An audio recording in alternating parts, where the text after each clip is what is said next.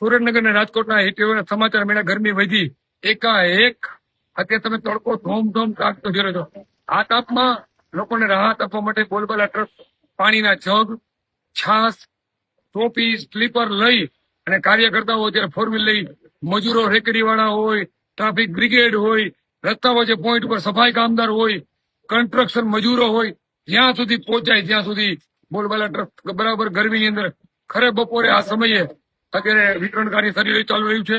અને શક્ય હશે તો જ્યાં સુધી ગરમી તો પારો ઊંચો રહેશે ત્યાં સુધી બોલબાલા ટ્રસ્ટની ટીમ આવાના સેવાના કામમાં આગળ વધશે. હું સૌ કાર્યકર્તાઓને જોડાવા અપીલ કરું છું.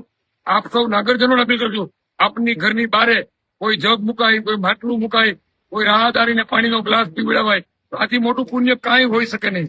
તો પાણી પીવામાં 5 પુણ્ય છે.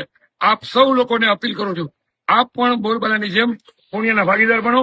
આપ પણ આ હીટવેવના સમયે પક્ષીઓ માટે કુંડા ભરી આપો, માણસો માટે પાણીની વ્યવસ્થા કરો, એવી ખૂબ મારી લાગણીસભર અપીલ છે.